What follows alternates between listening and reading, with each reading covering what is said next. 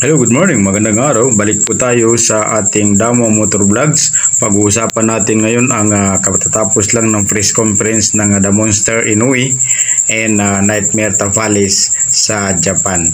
At isasama rin natin ang usapan sa ating The Cuadro Alas kung ano na ang status ng kanyang kalagayan. Pero baka pwede naman ako makapaglambing ng isa man lang subscriber, pero pasok mo na intro.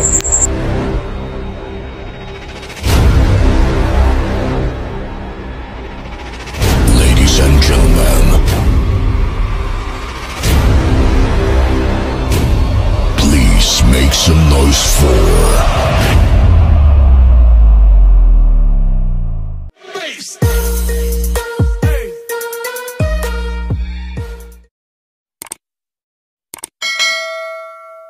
Hello mga idol, ito katatapos lang ng press conference ng Monster ng Japan laban sa Nightmare Tapalis. Ay todo puri ang ginawa ni Monster kay Tapalis dahil nga sa nagulat din siya dun sa paulit-ulit na panood niya sa kanyang tape na hindi na yung dating Tapalis na agresibo. Pero para sa kanya ay wala daw problema ang isang flexible na mga diskarte ni Tapalis dahil kaya niyang tapatan ang lahat na niyan sa bilis at lakas. Kaya nag-iba na daw ang kanilang pananaw. Gusto niyang ipahiya si Tapalis sa harapan ng kanyang kababayan sa bansang Japan. Ganun man mga idol, ay kung ano man ang kayang gawin ni Tapalis ay agresibo naman ang ipapakita ng Monster ng Japan at hindi daw siya takot sa makabagong style ng Nightmare Marlon Tapalis. Ganun pa man mga idol, ay natanong siya regarding sa anong masasabi niya sa katatapos lang na laban ng Cuadro Alas Casimero, pero ang sagot niya ay saka na muna pag-usapan yan dahil may nakasalang pa. Pero iba naman ang tingin ng mga nakakaintindi daw dahil hindi na daw siya interesado.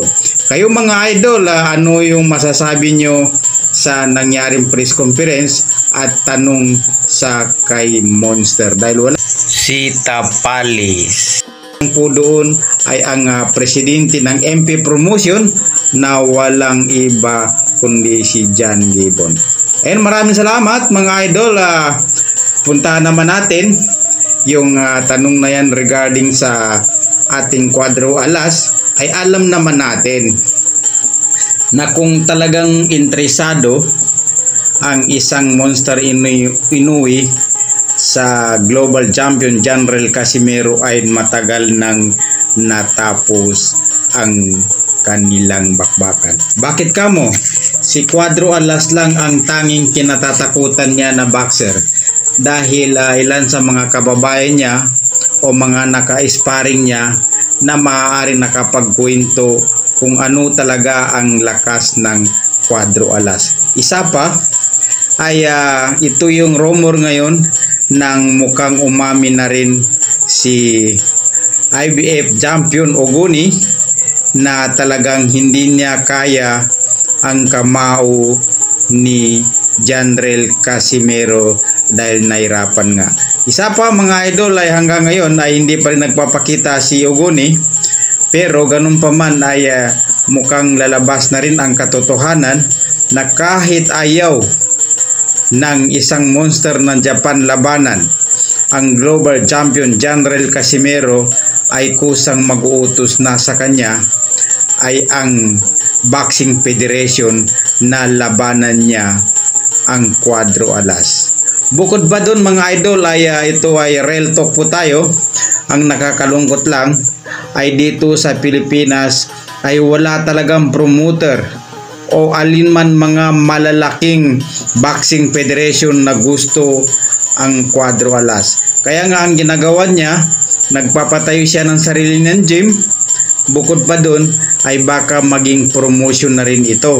Dahil nga sa walang sumusuporta sa kanya, gusto pa ng mga malalaking promotion ay ibagsak siya o sirahan siya, kagaya ng mga nangyayari ngayon.